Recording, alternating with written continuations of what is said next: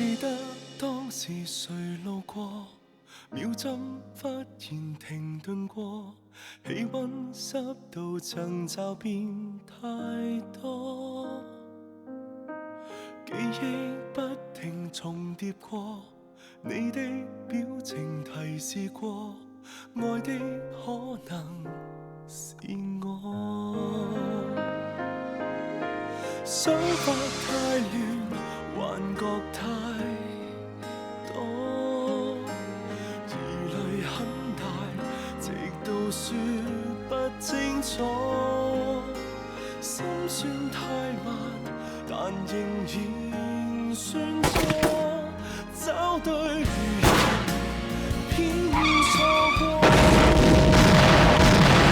直到開始找不到我，直到終於不想找我，直到你擦身過，才認得我，彼此也在折磨，像當初。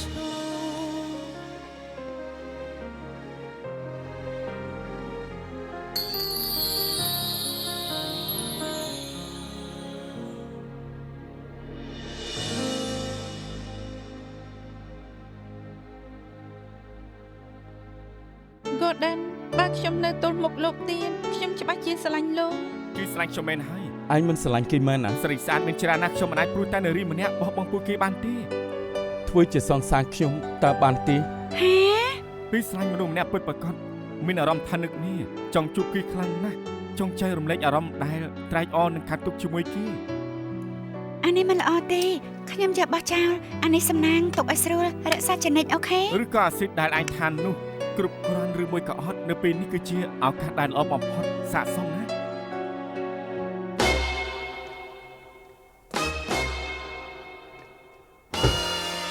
អរគុណស្ដីម្ដាម នាំគ្នាធ្វើអីហ្នឹង អបអរសាទរម្ដាមពួកចៅដែលនាងចាប់ពីម្សិលមួយថ្ងៃការពិតទៅគឺជាភាពរកនត្រែកទៀតសង្គ្រោះហុងកុងទាំងមូល ខ្ញុំហ៎ថ្នាក់ដឹកនាំសម្រាប់ចិត្តដំឡើងតួនាទីនេះ សូមអបអរ ឆាប់លេងតែឆាប់លេងតែ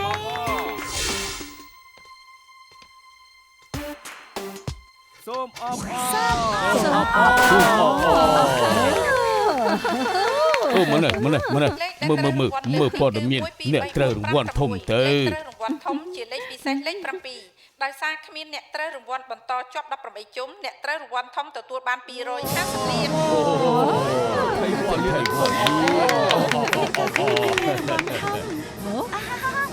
ងតែឆាប់លេងតែឆាប់លេងតែ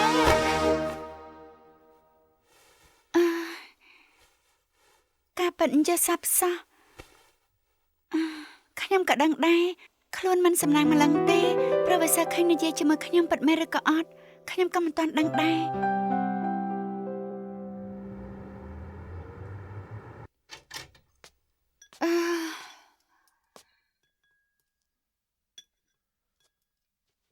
សួស្ដីអាស៊ីសួស្ដីណាមីងកុំអញញ៉ាំមីងមានរឿងចង់សួរឯងមានរឿងអីណាមីងឧស្សាហ៍មិញពេលជូនឯងទៅជាឡានសាលាស្រីមុតស្រួយមិនគេឆាប់ក្រោកម្ល៉េះ អាចារ្យសួស្ដីម៉ាក់ វ៉ាវមើលរូបរាងឯងចោះយ៉ាងម៉េចយប់មិញគេងយប់ពេកហ៎ហ៎ ស្មារតីមិនគ្រប់គ្រាន់ខ្ញុំចង់ញ៉ាំសុទ្ធជៀន ម៉ាក់ទៅជៀនឲ្យ អរគុណណាម៉ាក់គឺអញ្ចេះមីងចង់សួរឯងម្សិលមិញពេលជូនឯងទៅជាឡានសាលា ព្រឹកឡើងមកចេញអស់ហោះហើរស្រួលខ្លួន សួស្ដីបងទី2 ហេសួស្ដី អូមាត់បងស្អុយណាស់បងដល់ថ្មិញហើយនៅ ដល់ឡើងចាញ់ឈាមហើយឃើញទេនេះ តែដល់ម្ដងទៀតទៅមិនចឹងគ្មានអ្នកទិញផ្លែឈើបងទេស្អុយណាស់ដល់ម្ដងទៀតទៅដល់ឲ្យស្អាតណាស់លឿនតែអាស៊ីម្សិលមិញពេលជូនឯងទៅជាឡានសាលា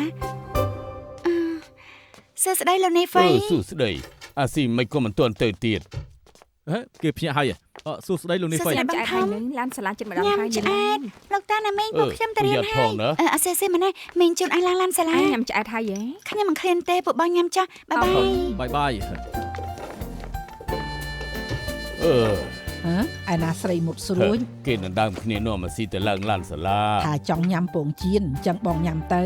បងហ៎ ស្រីមុតស្រួចពិតជាស្រឡាញ់អាស៊ីខ្លាំងណាស់ញ៉ាំបាយ ម៉ាអង្គុយលឿនអង្គុយទៅណែមីងមានរឿងមួយត្រូវដឹងឲ្យច្បាស់ពេលនេះមិនមែនបង្ខំឯងនិយាយទេតែអ្វីឯងនិយាយត្រូវតែលើផ្ទាល់តិចឃើញផ្ទាល់ភ្នែកយល់ហើយនៅយេម៉ាដាមព្រឹកម្សិលមិញពេលមីងនាំឯងទៅចាំឡានសាលាមានម្នាក់ឈ្មោះ Professor ឃើញមករកមីងអត់មាន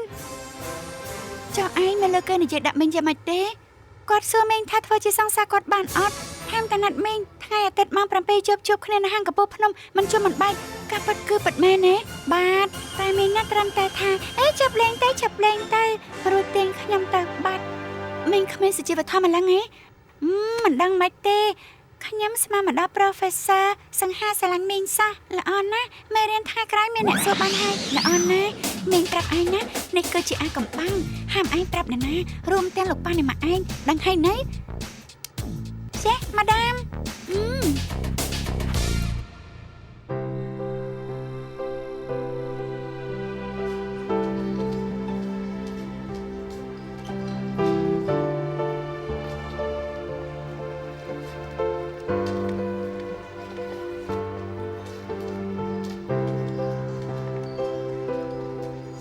បានជុំនាងល្អណាស់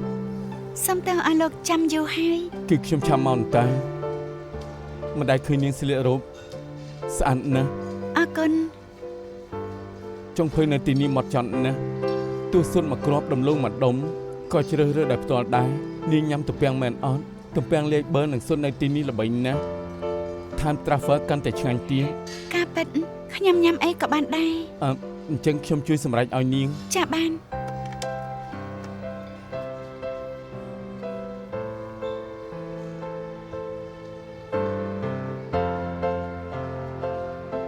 មានអីចង់និយាយមែនទី ការពិតខ្ញុំចង់សួរលោកហេតុអីណាត់ខ្ញុំញ៉ាំអី ក្រាញ់ប្រាប់ហាញតើម្ហូបនៅទីនេះឆ្ងាញ់ណាស់ហើយចុងភៅក៏មកចន់ទៀត ទេមិនមែនបារម្ភចង់ផៅមកចាស់ឬអត់ទេខ្ញុំគ្រាន់តែចង់ដឹងថាលោកមែនតែនឬក៏អត់ ប្រកបណាស់ខ្ញុំស្រឡាញ់នាងមែន ការពិតលោកស្រឡាញ់ខ្ញុំត្រង់ណា មនុស្សដូចនាងងាយស្រួលចរិតគួរឲ្យស្រឡាញ់មិនមានពុតត្បត់មិនចេះប្រកាន់ ស្រីជាច្រើនសត្វតែអញ្ចឹងតាមិនចេះថាខ្លួនមានអ្វីពិសេសផង មែនហើយប្រហែលជាខ្ញុំប្រើក្បួនវិទ្យាសាស្ត្រអាចបកស្រាយសាមញ្ញទេរវាងប្រុសនិងស្រីដោយសារតែការមានស្នេហាគឺព្រោះតែអរិយាប័ត្ររស់នៅទាំងពីរនាក់បូករួមនឹងបាតុភូតគីមី មានន័យថាម៉េច តាមទស្សនវិជ្ជាសាស្ត្រប្រុសម្នាក់ស្រីម្នាក់ដើរជាមួយគ្នាអាស៊ីតអាមីណូអមីនមួយយ៉ាងក្នុងរាងកាយនឹងកាន់តែកើនឡើងធ្វើឲ្យមានអារម្មណ៍ខ្លាំងបង្កើតអារម្មណ៍ត្រេកអរមួយយ៉ាងពេលកម្រិតវាឡើងមិនឈប់ពីរនាក់រងឥទ្ធិពលអរម៉ូនបែបនឹងស្របពេលតែមួយមនោសញ្ចេតនាដល់កម្រិតខ្ពស់សភាពបែបនឹងអាចកំណត់ន័យថាស្នេហាខ្ញុំដឹងថាពេលនេះខ្ញុំកំពុងត្រូវអរម៉ូនបែបនឹងជះឥទ្ធិពលខ្លាំងខ្ញុំសង្ឃឹមថានាងដូចខ្ញុំ ក្រែងលោកថាមិនចេះលួងស្រីទេនេះជាទ្រឹស្ដីវិទ្យាសាស្ត្រដ៏ផ្អែមដែលខ្ញុំធ្លាប់ឮ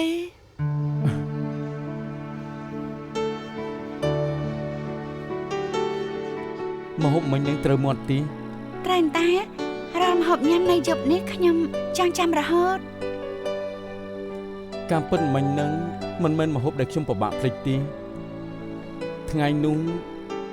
មីពងទៀតដែលនាងធ្វើនៅសាលាមើលទៅទោះជាខ្ញុំចាស់ដល់ជ្រូកថ្មិញក៏នៅតែចាំបានដែរ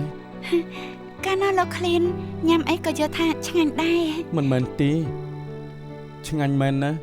ដល់ឥឡូវនេះខ្ញុំនៅតែនឹកឃើញអស់និយាយពីមីពីមុននៅ Cambridge ខ្ញុំមានមិត្តរួមថ្នាក់ម្នាក់គេធ្វើមីគួរឲ្យចាប់អារម្ម គួរ ណ៍ ចាប់អារម្មណ៍យ៉ាងម៉េច មនុស្សទូទៅស្រុះមីគឺប្រើឆ្នាំងស្រុះមីឲ្យឆ្អិនបិទភ្លើងរួចទើបដាក់គ្រឿងតែគេចាក់គ្រឿងចូលក្នុងចានមិនដែលចាក់ចូលឆ្នាំងនោះទេ ហេតុអីធ្វើអញ្ចឹងកាន់តែឆ្ងាញ់មែន អ ទេ ត់ទេគេថាធ្វើអញ្ចឹងស្រួលលាងឆ្នាំងកលែងទឹករួចហើយសល់សាប៊ូទៀង កាលតែនឹកឃើញណោះ គេនៅមករឿងថាគេមិនខ្ជិលទេគឺការពារបរិស្ថាន ត្រៃហើយលើកតែងតែមកទីនេះហី អូពីមុនឧស្សាហ៍មកត្បិតជាមួយស្រីម្នាក់តែជាឆ្កែញីប៉ុណ្ណោះកាលខ្ញុំនៅតូចរស់នៅក្បែរនេះ ខ្ញុំមិនសួរជាមួយអ្នកណាឯណា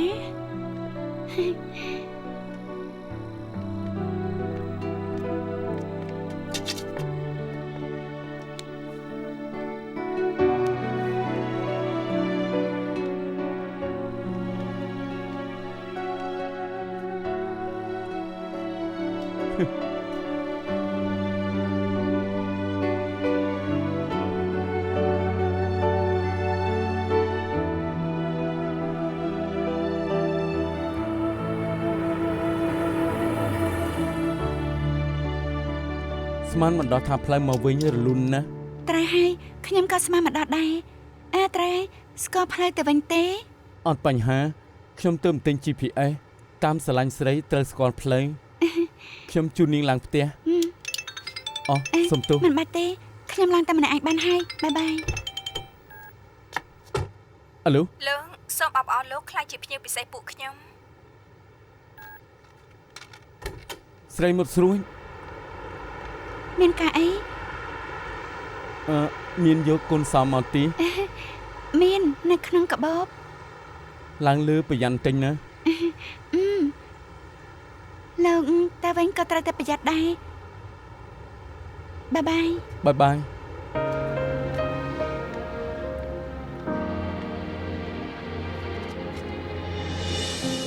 មិនអីទេ ខេងស្លីខ្ញុំក៏ថារឿងពីអ្នកយើងកុំអានឲ្យអ្នកណាដឹងបានទេគ្មានមូលហេតុអីទេខ្ញុំចង់ឲ្យតំណែងតំណងពួកយើងនឹងណូសិន ខ្ញុំយល់ អរគុណ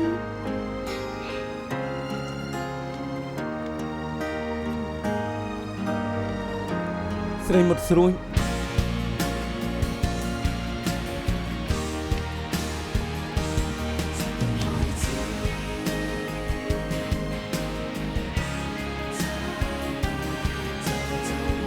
បាយបាយ បាយបាយ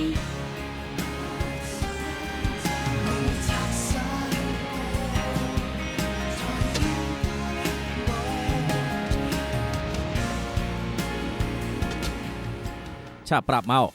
នេះក៏ធាត់លាក់ខ្លួននៅឯណាឲ្យខ្ញុំរាប់មើលសិនលោកប៉ូលីសវាងកុក2នាក់យៅបាទី3នាក់ស៊ីមសាយស៊ុយច្រើននាក់កុំប្រើល្បិចឲ្យសោះប៉ូលីសគ្មានការអត់ធ្មត់នោះទេមិនចាំបាច់ស្រែកលឺដល់ម្លឹងទេស្រែកលឺចឹងស្អីក៏ខ្ញុំភ្លេចអស់ដែរភ្លេចអញ្ចឹងប៉ាលោកតកូលអីលោកអត់ចាំទេប៉ាលោកតកូលអីលោកអត់ចាំទេមែនដែរទេចង់វាយខ្ញុំមែនដែរអត់មកដាំមើលឃើញទេគេចង់វាយខ្ញុំធ្វើសាក់សែខ្ញុំផង ភីស៊ីកុំឆេឆាអង្គុយសិនទៅ ល្អខ្ញុំផឹកតែនាងសួរម្ដងទៅហឺ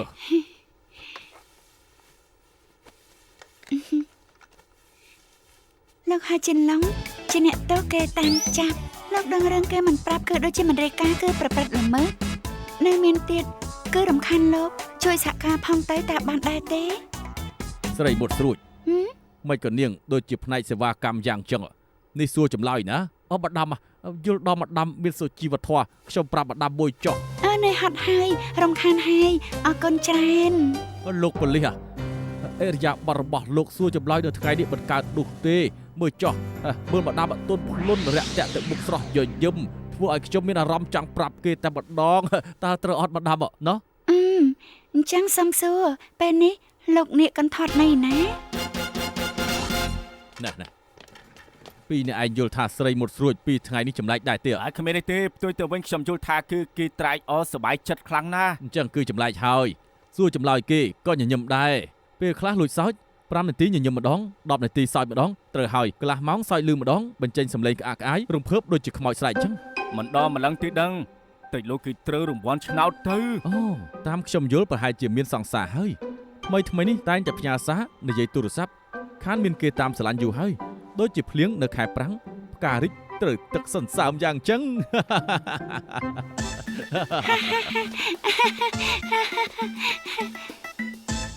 ភេស៊ីរបាយការណ៍នោះខ្ញុំយកទៅខាងច្បាប់រួចហើយបើគ្មានកកាអីខ្ញុំទៅសិនហើយនឿយហត់ហើយរំខានហើយអរគុណហើយ បញ្ញាប់ម្លឹងជួបគូស្នេហ៍មែនដែរទេ ឡាប់សិតទេ ណែទើបទទួលបានដំណឹងមានអគិភ័យនៅជីងធានប្រទះឃើញសារសពខ្លោចដោយសារភ្លើងឆេះមិនធម្មតាខាងអគិភ័យសង្ស័យ5នាទីក្រោយរងចាំស្ដាប់បញ្ជានៅចំណត់ឡាន Yes sir អាឡូអូសម្លាញ់យប់នេះមិនចាំបាច់ចាំបងញ៉ាំបាយផ្ទះទេអត់បានញ៉ាំទេស្អែកទើបបងបានតែញ៉ាំ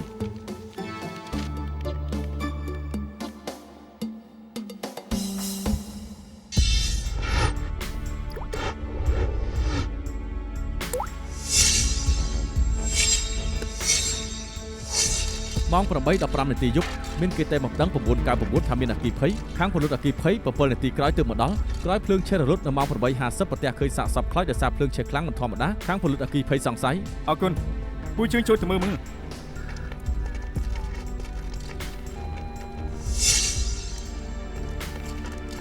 អូខ្លោចដល់ម្លឹងពិបាកមើលស្គាល់ណា សំណាងបច្ចេកទេសកសោបច្ច័យទំនើបឲ្យតែមកខ្លាចទៅជាផេះក៏អាចពិនិត្យដឹងត្រូវអត់ដុកទ័រកុង ទទួលបញ្ជា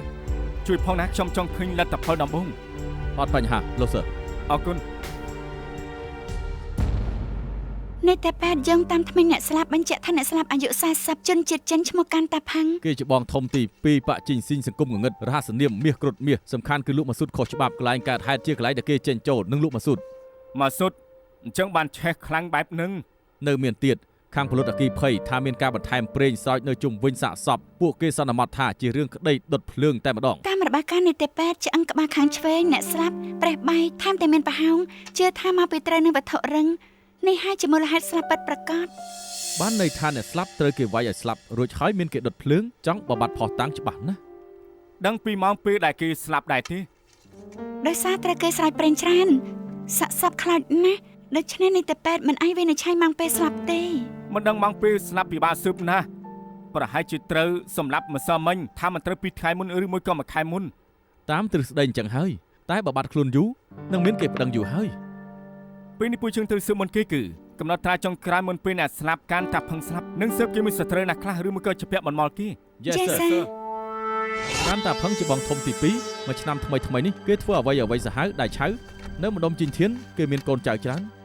ការងារសំខាន់របស់គេគឺជួយដូម៉ាស៊ូត ក្រុមប្រឆាំងនៅក្មេងទំនឹងស៊ើបគេយូរមកហើយស្មានម្ដងមិនទាន់ធ្វើសកម្មភាពគេក៏ស្លាប់បាត់លោកហួរលោកថាគេសាហាវដៃឆៅបានន័យថាគេមានសត្រូវច្រើនមែនអត់សត្រូវធំគេមាន2នាក់ម្នាក់ឈ្មោះថាលោកម្ចាស់ទី9ដណ្ដើមមុខរបរម៉ាស៊ូតជាមួយគេយូរមកហើយ2-3ខែមុនបេះដូងរើឡើងក៏ស្លាប់បាត់ម្នាក់ទៀតគឺបងធំហៅថាមន់ភ្លើងពួកគេចងគំនុំនឹងគ្នាយូរមកហើយតែខែមុនត្រូវក្រុមអូគីចាប់ខ្លួនគេសុទ្ធតែពាក់ព័ន្ធនឹងកាន់តាផឹងដូច្នេះភាគរយតិចណាស់ត្រូវសត្រូវសម្ អ លាប់ ញ្ចឹងក្រៅពីសត្រូវលោកយល់ថានៅមានជនសង្ស័យណាផ្សេង អ្នក ទេ មានគំនុំជ្រៅគ្មានទេ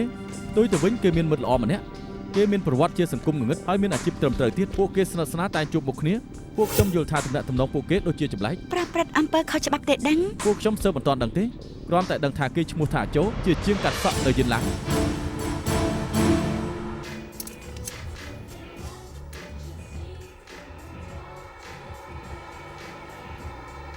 ហេកាត់យ៉ាងម៉េចនឹងចេះកាត់សក់ឬអត់កាត់សក់ខ្ញុំអាក្រក់មើលឲ្យខ្ញុំជួគេយ៉ាងម៉េ សុំ ច ទោសអធិស្ឋានផង បាទដឹងអញ្ចឹងខ្ញុំឲ្យអ្នកផ្សេងកាត់ហើយកាត់ទៅជាបែបនេះចំម៉ែ លោកស្រីលីនមានរឿងអី លោកថាកែមកចង់ពេលល្មមខ្ញុំឲ្យគេកាត់ស្ដាប់បន្តិចគេបែរជាកាត់ផ្ដេសផ្ដា យ៉ាងម៉េចហ្នឹង អត់ទេមិញនឹងខ្ញុំបានដាក់ទូនគាត់ហើយតែគាត់គឺថាពេលនិយាយទូរស័ព្ទឲ្យថាស្ដាងបន្តិ ខ្ញុំ ច ឲ្យលោកកាត់ស្ដាំបន្តិចបែរជាស្ដាំជ្រុលលោកចេះកាត់សក់ឬអត់ សុំទោសលោកស្រីលីនអង្គុយចុះទៅមិនអញ្ចឹងខ្ញុំចុះឲ្យ 30% ចាឲ្យលឿនឡើងខ្ញុំប្រញាប់ណា បាទខ្ញុំហៅគេមកសម្អាតឲ្យលោកស្រីលីន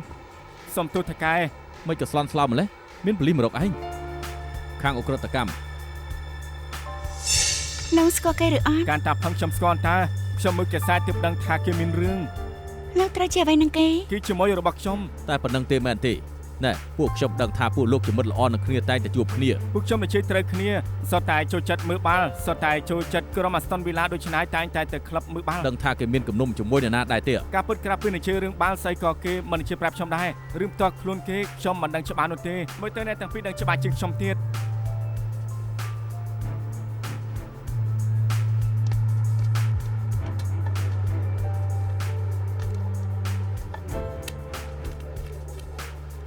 បងសាតាន់ខាងអ ுக ្រិតកម្ម និយាយមក ពួកខ្ញុំកំពុងតែស៊ើបក្តីឃាតកម្មបងធំគ្រុឌមាសពួកលោកដឹងថាគេមានសត្រូវនិងគំនុំជាមួយនរណាដែរទេ ពួកលោកសង្ស័យបងធំខ្ញុំត្រូវប៉ាផ្សេងធ្វើឃាតដែរពិតជាល្ងងមែនបើអញ្ចឹងមែនពួកខ្ញុំមានសកម្មភាពហើយមិនបាច់ពួកលោកមកស៊ើបទេ បានន័យថាមិនមែនសងសឹកទេ និយាយរួម มันពាក់ព័ន្ធនឹងរឿងពិភពគុណទេចំណែករឿងផ្ទាល់ខ្លួនគាត់មិនចូលចិត្តឲ្យពួកខ្ញុំឈឺឆ្អាល មានន័យថាម៉េចដឹងរឿងឆាប់ប្រាប់ប៉ូលីសភ្លាមមក ថ្មីនេះគាត់ស្និទ្ធជាមួយមិត្តម្នាក់គឺជាងកាត់សក់ហើយមួយរយៈមុនធ្លាប់ឆ្លោះគ្នាពី3ដង គឺអាចចូលនៅ Grand Helmet អត់ គឺមកសៀនឹងហើយ តែអាចារ្យនោះស្លូតបោតណាស់គេហ៊ានឆ្លោះជាមួយបងធំលោកដែរ ម្នាក់នឹងតែងភ័យស្លន់ស្លោផឹកសវឹងតែងតែក្អួតគេនិយាយនៅក្លឹបមុខមហាជនថាសម្លេះបងធំខ្ញុំលោកប៉ូលីសបើខ្ញុំប្រាប់លោកមិនជឿអញ្ចឹងទៅស៊ើបខ្លួនឯងទៅខ្ញុំដែលលោកចង់ស៊ើបនេះជាកំណត់ត្រា3ខែថ្មីនេះ អរគុណ ថ្ងៃចុងក្រោយដែលភ្ញៀវម្នាក់នេះប្រកាសគឺថ្ងៃទី17ខែនេះ លោកសើការពីច្បាប់នេះគឺជាកំណត់ត្រាកាត់ធនាគារអ្នកស្លាប់ខ្ញុំទើបបានទទួលកំណត់ត្រាពីទូកមនីគុំដែរម្ចាស់លេខដែលគេទេចុងក្រោយគេគឺជាដូនមួយគេឈ្មោះណានចាប់វិញ ឬថាម្នាក់នឹងពីមុនប្រកបមុខរបរចាក់បាល់ខុស តាម ច្បាប់ ខ្ញុំដឹងគេទើបផ្លាស់មួយកន្លែងទៅជិនឡាំងទៅរងចាំគេនៅទីនោះមានតម្រៃទៀត Yes, sir. ណាចាវិញពួកខ្ញុំស៊ើបដឹងមុនតែផឹងការរឿងបានទេរកលោកចាំបានទេ ចាំបានថ្ងៃទី17ខ្ញុំមានការសំខាន់រកគេទេរកគេតាំងពីថ្ងៃយប់ទៅគេឆ្លើយតប គេនិយាយថាម៉េចទេ ថ្ងៃនោះទីនេះភ្ញៀវច្រើនពេកខ្ញុំស្ដាប់មិនលឺគេនិយាយអីទេខ្ញុំប្រាប់គេថាបន្តិចទៀតចាំមករកខ្ញុំស្មានមិនដល់ថាថ្ងៃទី2ទទួលបានដំណឹងថាគេស្លាប់ហើយ លោករកគេប្រញាប់មានការអីមិនមែនជារឿងពិបាកអីទេដែរ លោកប៉ូលីសលោកមិនសង្ស័យខ្ញុំសម្រាប់គេទេដឹងអ្នកណាក៏ដឹងថាខ្ញុំនឹងគេជាជីដូនមួយខ្ញុំល្អចំពោះគេណាស់ ពួកខ្ញុំចង់ដឹងរឿងឲ្យបានច្បាស់លោកក៏ចង់ឲ្យពួកខ្ញុំចាប់ឃាតករបានដែរមែនទេ លោកប៉ូលីសកុំថាខ្ញុំមិនសហការណាតាមខ្ញុំយល់បើលោកចង់ចាប់ឃាតករស៊ើបពីអាចចូលជាងកាត់សក់ទៅ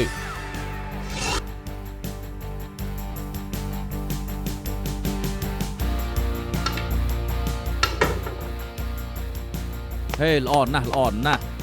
មកឆឹងនិយាយបានហើយនៅគ្រុតមាសកូនចៅលោកនឹងអាចចូលជាងកាត់សក់នោះត្រូវអីនឹងគ្នា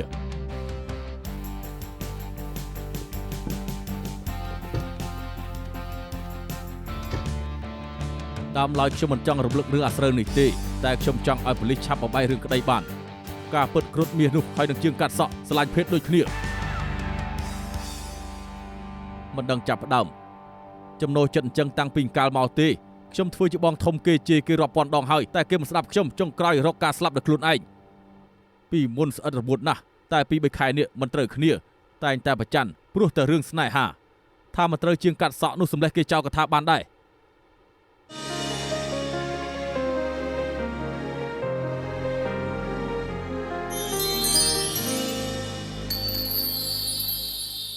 តាមឯកសារប្រមូលបានកំណត់ត្រាចុងក្រោយអ្នកស្លាប់គឺនៅថ្ងៃទី17ខែនេះក៏ដូចជារកឃើញសពដែរនៅថ្ងៃនោះម៉ោង4ពេលល្ងាចគេប្រើអេប៉ាតាផុងនៅផ្លូវអាននីសលេខ18ចំណត រួចហើយក៏ប្រើកាតនៅរោងគុនក្បែរនោះទិញសម្បត្តិគុនដែលបញ្ចាំងនៅម៉ោង 4:40 បន្ទាប់មកនៅម៉ោង 7:30 គេទេរកណាចាវីជាដូនមួយរបស់គេតមកទៀតគ្មានកំណត់ត្រាយទេរបាយការណ៍ខាងពលរដ្ឋអគ្គិភ័យថាជប់នោះគឺនៅម៉ោង 8:15 នាទីមានគេប្រឹងថាមានអគ្គិភ័យខាងពលរដ្ឋអគ្គិភ័យម៉ោង 8:20 នាទីទៅដល់ភ្លើងក៏រលត់នៅម៉ោង 8:50 សន្និដ្ឋានពេលឆេះប្រហែលជាម៉ោង 8 រីឯអ្នកមានបំណងសម្លាប់គេមាន3នាក់លោកម្ចាស់ទី9ដណ្ដើមមុខរបរមកស៊ូតជាមួយគេយូរមកហើយតែស្លាប់ដោយសារតែបេះដូងរើឡើងមន់ភ្លើងមានគំនុំជាមួយគេច្រើនឆ្នាំតែខែមុនក្រុមអូគីចាប់ខ្លួនពេលនេះនៅសល់ចុងក្រោយគេគឺអាចោស្រីមុតស្រួច អាចោឈ្មោះចេងចាជូអាយុ28ឆ្នាំសញ្ជាតិចិនភេទប្រុសបច្ចុប្បន្នគេធ្វើជាងកាត់សក់នៅហាង Grand Helmet ម្ដុំយានឡាងគេស្និទ្ធស្នាលជាមួយអ្នកស្លាប់ណាស់ជាគូស្នេហ៍ស្រឡាញ់ភេទដូចគ្នា អញ្ចឹងបានជាណាចាវៃជាដូនមួយគេមិនចង់រំលឹកការពិតស្រឡាញ់ភេទដូចគ្នាសោះតាមពិតតំណាក់តំណងពួកគេមិនសូវមានអ្នកដឹងនោះទេមកឆឹងជាបងធំអ្នកស្លាប់ថាថ្មីនេះស្នេហាពួកគេមានបញ្ហាឆ្លោះគ្នាពីរ3ដងអាចោនិយាយចំពោះមុខមហាជនថាសម្លេះគេទៀតផងដូច្នេះអាចោមានបំណង ពួកខ្ញុំបានទៅរកគេតែទឹកមុខគេផាត់ភ័យមករំលឹកថាគេនឹងអ្នកស្លាប់សាសនាគ្នាទេគ្រាន់តែថាគេនឹងអ្នកស្លាប់ចេះចិត្តមើលបាល់មិនសូវដឹងរឿងអ្នកស្លាប់នោះទេ ម្នាក់នេះមានចិត្តលាក់ច្បាស់ណាស់គួរឲ្យសង្ស័យជាងគេ ហើយគេមិនសួរទៅ លោកជាងហេតុអីលោកលាក់បាំងភាពស្និទ្ធស្នាលរវាងលោកនិងកាន់តាផឹង ប្រាប់មកឯងបានធ្វើរឿងអីរយៈចិត្តតាមមែនទេ លោកប៉ូលីសតំណែងតំណងខ្ញុំនឹងគេមិនមែនអ្នកណាក៏ទទួលបានទេពេលមិនចាំបាច់ក៏មិនឲ្យអ្នកណាដឹង ពួកខ្ញុំដឹងថាលោកឆ្លោះគ្នាជាមួយគេនៅមានទៀតលោកមិនត្រឹមតែម្ដងថាសម្លេះគេទេបកស្រាយយ៉ាងម៉េច បាទគេមិនល្អនឹងខ្ញុំតែងតែវាយខ្ញុំសំបែកពីគេប៉ុន្តែគេមិនព្រម ដូច្នេះត្រូវសម្លេះគេ ការនោះគឺខ្ញុំស្វឹងចិត្តតែថាគេមិនល្អចំពោះខ្ញុំពេលដែលខ្ញុំខឹងធ្លាប់គិតអញ្ចឹងមែនការពិតទៅខ្ញុំជាជនរងគ្រោះ បើគ្មានរឿងនេះកើតឡើងខ្ញុំត្រូវគេធ្វើបាបដល់ឥឡូវរស់នៅក៏មិនដូចជាមនុស្សដែរលោកជាងពួកខ្ញុំមិនច្បាស់ថានេះជាទង្វើលោកទេគ្រាន់តែចង់ដឹងរឿងឲ្យបានច្បាស់ខែនេះថ្ងៃទី17ម៉ោង7ដល់ម៉ោង8លោកអ្នកណាបានធ្វើអ្វីខ្លះជាមួយអ្នកណាកាលនោះថ្ងៃសៅរ៍ខ្ញុំសម្រាប់ម៉ោង6ខ្ញុំក៏ទៅដល់ផាប់ជាមួយក្រុមវីឡានៅ Manchester ថ្ងៃនេះប្រកួតម៉ោង7កន្លះមើលបាល់រួចខ្ញុំក៏ផឹកស្រាជជែកជាមួយនឹងអ្នកនៅផាប់ប្រហែលជាម៉ោង10ទើបចាក់ចេញលោកនៅចាំច្បាស់ណាស់ណខ្ញុំគ្រប់គ្រងក្រុមវីឡាប្រកួតដាច់ព្រាត់ជាមួយនឹងក្រុម Manchester ដូច្នេះថ្ងៃនោះខ្ញុំសុំច្បាប់មើលបាល់មានអ្នកណាធ្វើសាសេបានទេមាននៅថ្ងៃនេះខ្ញុំនៅជាមួយនឹង fan បាល់ទាត់ច្រើនណាស់មិនជឿទៅផាប់ស៊ូពួកគេបានអាចចូលមិនដែរទេគេជាភ្ញៀវប្រចាំហាងនៅទីនេះតែងតែមកគ្រប់គ្រងខែនេះថ្ងៃទី17គេមានមកអត់ថ្ងៃទី17ថ្ងៃសៅរ៍មែនទេជប់ថ្ងៃនោះគឺវីឡានៅ Manchester គេប្រកាសជានៅលោកច្បាស់ម្លឹងនេះមែនហើយគេជា fan វីឡាកាប់មុខវីឡាច្បាស់ជាមានគេមានថ្ងៃនោះម៉ោង6ខ្ញុំបានឃើញគេនៅទីនេះខ្ញុំចំអកគេថាឆាប់មកគ្រប់គ្រងម្លេះបើចាញ់ Manchester ខូចចិត្តស្លាប់ហើយយប់នោះគេចាក់ចេញម៉ោងប្រហែលចន្លោះពេលនោះគេទៅណាមិនដឹងថាទៅណាទេគេចាក់ចេញម៉ោងប្រហែលខ្ញុំអត់ចាប់អារម្មណ៍ទេ David យប់នោះឯងក៏មើលវីឡានៅ Manchester ជាមួយអាជូដែរចាំបានទេថាគេចាក់ចេញម៉ោងប្រហែលចាំបានតាថ្ងៃនោះវីឡាឈ្នះមកគ្រាប់គេសប្បាយចិត្តខ្លាំងណាស់គួរក៏ដឹងថាបាល់គ្រប់គ្នាផឹកទៀតផងខ្ញុំចាំបានកាលនោះទើបចប់ការប្រកួតប្រហែលជាម៉ោង9កន្លះបន្ទាប់មកនិយាយមិនឈប់គេនាំខ្ញុំនិយាយពីរឿងបាល់ប្រហែលជាម៉ោង10ទើបចេញទៅ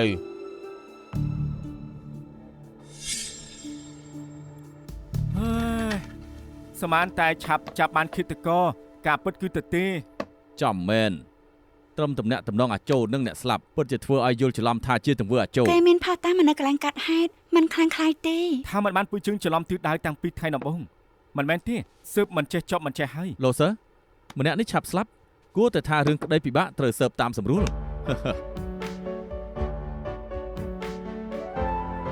ហេតុអីនាងនាំខ្ញុំមកទីនេះខ្ញុំជឿថាទីនេះពាក់ព័ន្ធនឹងវិទ្យាសាស្ត្រលោកច្បាស់ជាចូលចិត្តតែខ្ញុំមិនដឹងលោកមិនដែរមកជាទូទៅមុនស្គាល់នាងបរិវេណសកម្មភាពខ្ញុំគឺនៅផ្ទះសាលានិងបន្ទប់ពិសោធន៍តែកំពូលរូបិទូដ៏អស្ចារ្យដូចជាលោកអញ្ចឹងនិយាយថាមកទីនេះគឺដូចកូនក្មេងទេមិនហើយលោកនិយាយមែននេះសំទោខ្ញុំនិយាយលេងទេមិននេះឃើញនាងសប្បាយចិត្តស្លងអារម្មណ៍ខ្ញុំត្រូវនាងចម្លងឲ្យសប្បាយចិត្តពេលនេះខ្ញុំមានអារម្មណ៍ឃ្លានដូចលើកមុនមែននេះខ្ញុំនឹកឃើញមីបងទីដែលខ្ញុំធ្វើនោះហ៎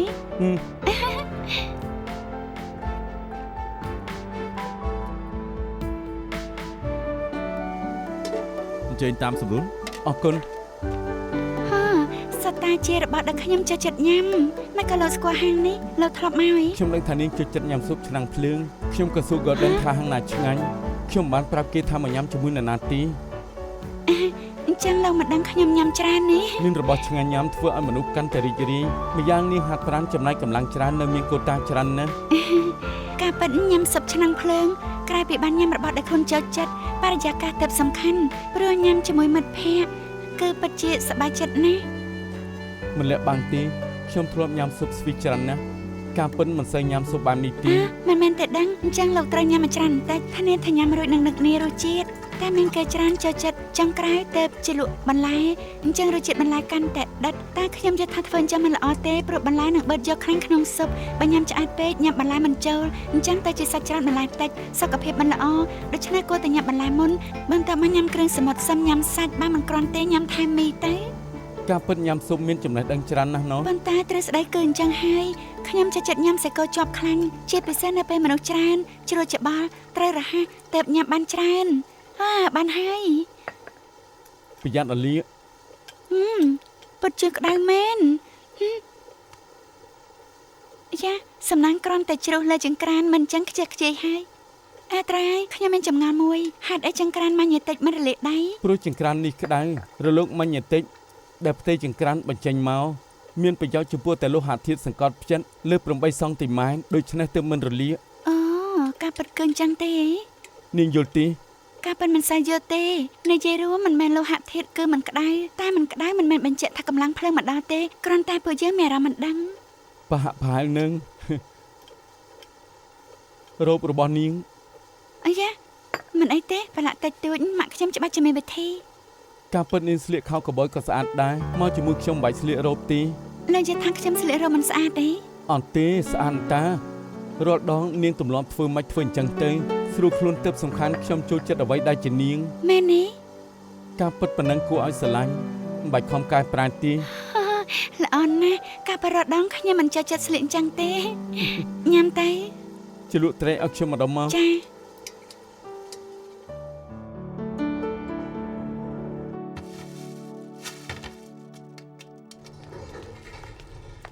នេះបង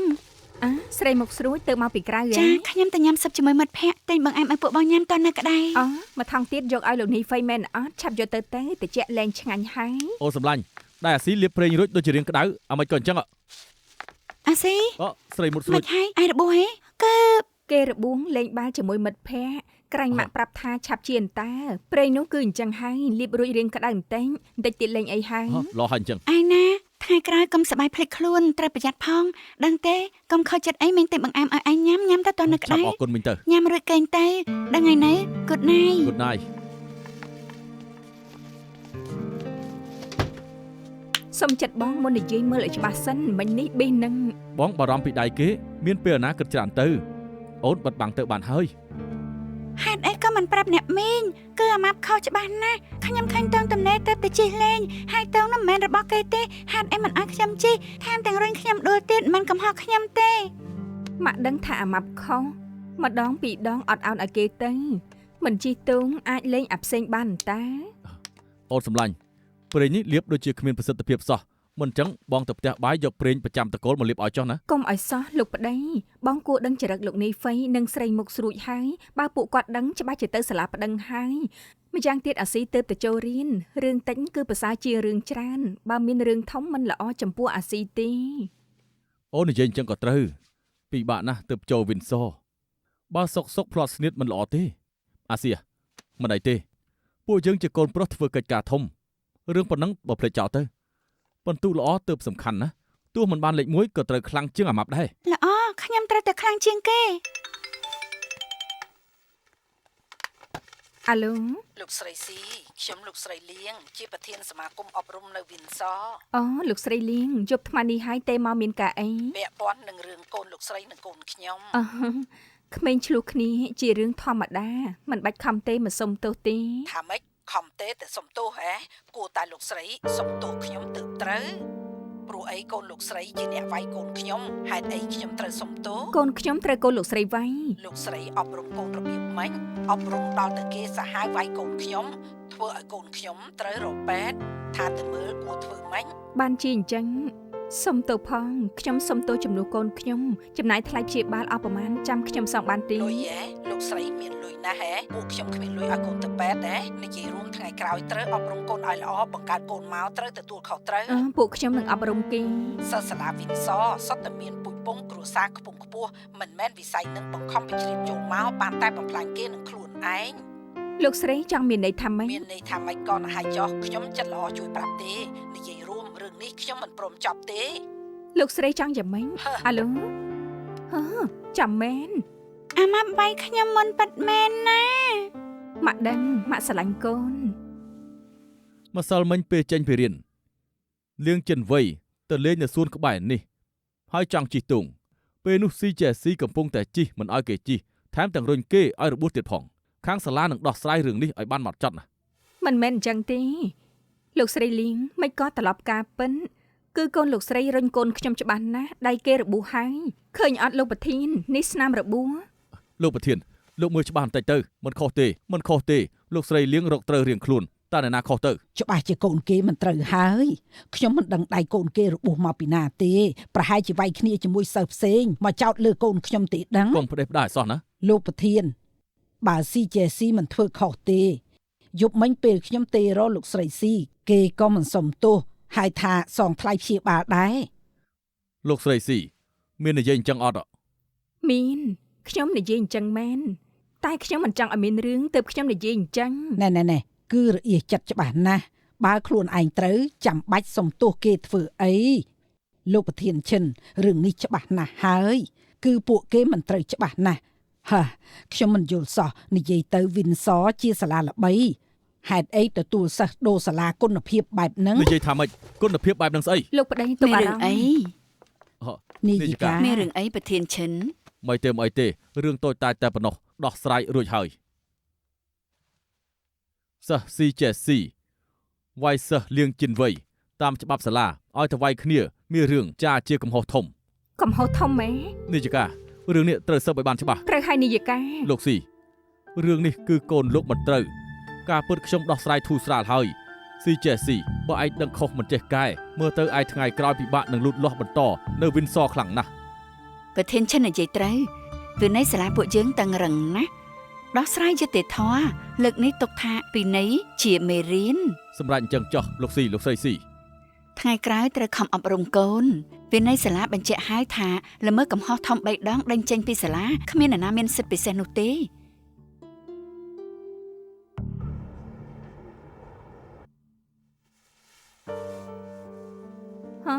ឆាប់មកមើលណែនេះជារបស់អី ហ៎គឺនំសូកូឡាអាស៊ីចូលចិត្តញ៉ាំជាងគេណែ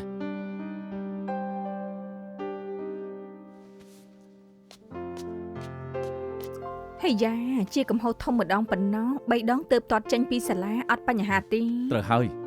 ថ្ងៃក្រោយក៏មានកំហុសធំទៀតបានដែរទេ ពេលមុនខ្ញុំរៀននៅសាលាសៀនគួរឡានកំហុសម្ដងក៏មិនដែលមានដែរម្យ៉ាងទៀតលើកនេះមិនមែនកំហុសខ្ញុំនោះទេគ្មានដំណាភាពខ្ញុំមិនចេះចិត្តសាលានឹងទេខ្ញុំចង់ទៅសាលាចាស់វិញ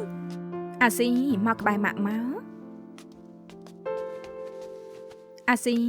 ម៉ាក់ដឹងថាឯងមិនសប្បាយចិត្តតែវិនសពិតជាសាលាល្អណាស់សិស្សជាច្រើនចង់ចូលមិនបានចូលផងណាមួយជាប់លេខចុងក្រោយគេនៅវិនសគឺល្អជាងជាប់លេខ1នៅសានគូឡាងស្ដាប់សម្ដីទៅណាកូនសម្លាញ់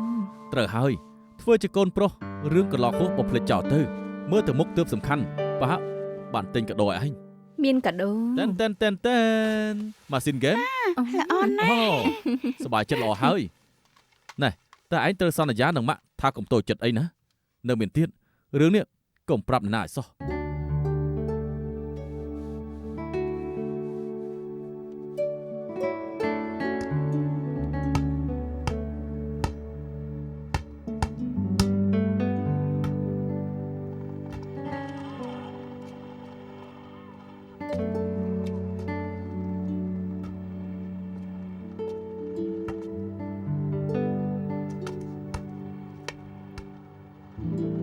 ហួយនេះ បងលៀង មិនក៏ពួកឯងលេងបានមិនហៅអាស៊ីលេងផងទៅ លោកពូ ខ្ញុំហៅគេលេងតែគេគ្មានអារម្មណ៍លេង គ្មានអារម្មណ៍ទេព្រោះអាស៊ីដូរទៅសាលាវិនសឲ្យពួកឯងមិនរាប់គេមែនទេមិនមែនទេហ៎ឲ្យបានទៅពួកឯងវិញអាស៊ី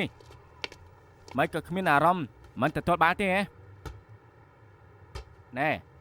គេធ្វើបាបឯងមែនទេប្រាប់ពូមកបើមិនស្រួលឲ្យពូចេញមក ខ្ញុំប្រាប់មិនបានទេ មានរឿងអីប្រាប់មិនបានណែមិនក៏នៅសុកស្រក់ទឹកនេត្រាកុំប្រុសស្រក់ឈាមមិនស្រក់ទឹកភ្នែកណែឯងកម្ៅជុំអីប្រាប់ពូមកមានអ្វីកើតឡើងណា គឺម៉ាក់មិនឲ្យខ្ញុំប្រាប់ទេ ណែហើយពូឯងដឹងរឿងអ្វីមែនទេឆាប់ប្រាប់មក គេត្រូវអាម៉ាប់នៅវិនសធ្វើបាប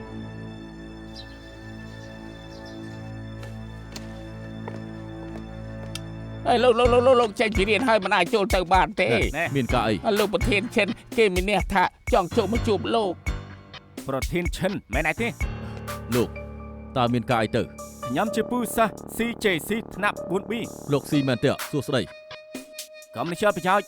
សាលារបស់លោកទុកជាសាលាស្អីទៅមិនស៊ើបបាយបានច្បាស់ក៏មកខំឲ្យក្មួយខ្ញុំស្ពីកំហុសចោទថាវាយគេកំហុសធំណាស់លោកដឹងទេនេះគឺធ្វើបាបចិត្តជួងខ្សោយរបស់ក្មេង លោកស៊ីខ្ញុំគិតថាលោកយល់ច្រឡំហើយរឿងនោះដឹងច្បាស់អស់ហើយឪពុកម្ដាយ CJC ក៏ទទួលយកដែរ ច្បាស់ស្អីទៅទទួលយកស្អីខ្ញុំមិនទទួលទេគ្មានសារស្អីគ្មានផតតាំងហើយមិនសមហេតុផលអាក្រក់ជាងគេសង្គមងងឹតទៀត លោកប្រធានឈិនមានរឿងអី នាយិកាម្នាក់នេះជាពូរបស់ CJC មើលទៅគេយល់ច្រឡំនឹងរឿងថ្ងៃនោះហើយ នេះគឺនិច្ចការមែនទេ តើមានការអី ចាំពេលល្មមគ្មានការពិសេសទេខ្ញុំមានបញ្ហាខ្លះចង់ឲ្យដឹងច្បាស់គិតមើលគឺអាម៉ាប់ធ្វើបាបអាស៊ីច្បាស់ណាស់ហេតុអីក៏អ្នកពិន័យអាស៊ីមិនពិន័យអាម៉ាប់ព្រោះពួកខ្ញុំមិនមែនរស់នៅផ្ទះស្គមស្កាយដូចឆ្ងាយក៏ត្រឡប់មកខុសវិញមិនដែរទេ ពួកខ្ញុំខាងអប់រំពីដើមមកមិនលំអៀងទេគឺស្មើគ្នាទាំងអស់ ចាប់ផ្ដាស់អញ្ចឹងកុំចាំรู้ល្អអាស៊ីយំព្រោះរឿងនឹងរាល់ថ្ងៃ រឿងនឹងបើមិនច្បាស់លាស់ទេចាំខ្ញុំជួបសប្តាហ៍ចុះ លោកស៊ីបានចេះចុះលងទៅវិញសិនបានទេខ្ញុំសន្យាស៊ើបរឿងនឹងម្ដងទៀតឲ្យច្បាស់ពូមិនជួលជូនលោកស៊ីចេញទៅ អូឆ្លើយឲ្យទៅរួចមែនទេ ហើយលោកស៊ីអញ្ជើញខាងនេះ កុំមកប៉ាខ្ញុំអីចង់ឲ្យខ្ញុំទៅមិនងាយទេមិនអាចដោះស្រាយរឿងនឹងអ្នកគ្រប់គ្នាកុំចង់ចេញពីធ្វើការសោះ លោកស៊ីបើលោកមិនសហការអញ្ចឹងសុំទោសផងមានតែបកគោរឿងនឹងឲ្យប៉ូលីសហើយ ពូមីងទេប្តឹងទៅ បាទប្រធានឈិន ពូមីងតែទៅប៉ូលីសទៅឆ្លៀតទៅស្នាក់ការកសែតខ្ញុំមកល្មើសច្បាប់ផងខ្លាចស្អីលេងល្បាញលេងឲ្យឆែតទៅលេងឲ្យផើទៅ ពូមីង បាទ កុំអា ប្អូនថ្លៃពិតជានៅទីនេះមែន ណាបង នាយិកាសុំទោសប្អូនថ្លៃខ្ញុំដឹងពាក់កណ្ដាលទៅយល់ច្រឡំពេលនេះអស់អីហើយតោះប្អូនថ្លៃមានរឿងអីទៅវិញសំនិយាយសុំវសុំទោសផង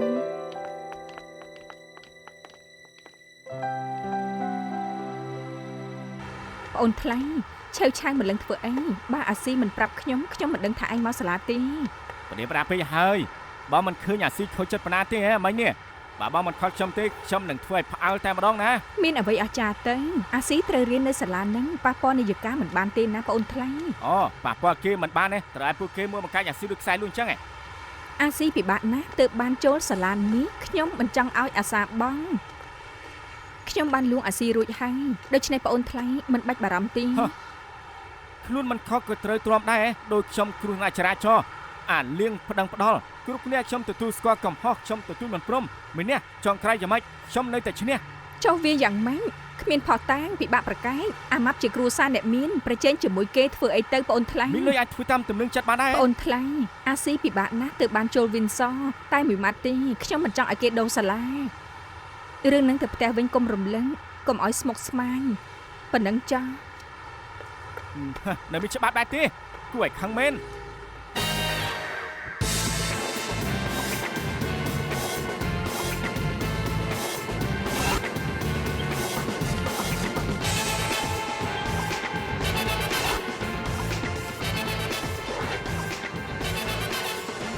ខ្ញុំបានឃើញ